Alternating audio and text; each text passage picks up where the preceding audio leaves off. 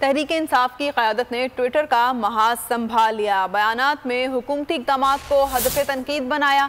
असद उमर ने वज़ीर आज़म को कुर्सी छोड़ने का मशवरा दिया। फ़ारूक हबीब ने बैरूनी मुदाखलत पर अदालती कमीशन का मुतालबा दोहरा दिया। शहबाज गिल ने मरियम नवाज के बयान पर तनकीद की। मिफ्ता इस्माइल के हालिया बयान को भी PTI लीडर्स ने आड़े हाथों लिया। तहरीक इंसाफ के एक्टिव ओहदेदार ट्विटर प्लेटफॉर्म से ताक करवार, एक के बाद दूसरे बयान की भरमार, हर ट्वीट का निशाना शहबाज सरकार। असद उमर ने वज़ीर आज़म को कुर्सी छोड़ने का मशवरा दे दिया। पुलिस सलामती कमेटी ने दोबारा बैरूनी मुदाखलत की तस्दीक कर दी। शहबाज शरीफ ने कहा था मुदाखलत साबित हुई तो इमरान खान के साथ खड़ा हूँगा। फ़ारूक हबीब ने मुदाखलत ना होने से मुतालिक वज़ीर दाखिला का बयान झूठ करार दे दिया। कहा ख़त में शाह महमूद साहब की जानिब से कोई तब्दीली नहीं की गई। आज़ाद तहकीकाती कमीशन का ओपन समात के साथ क़याम लाजमी हो गया है।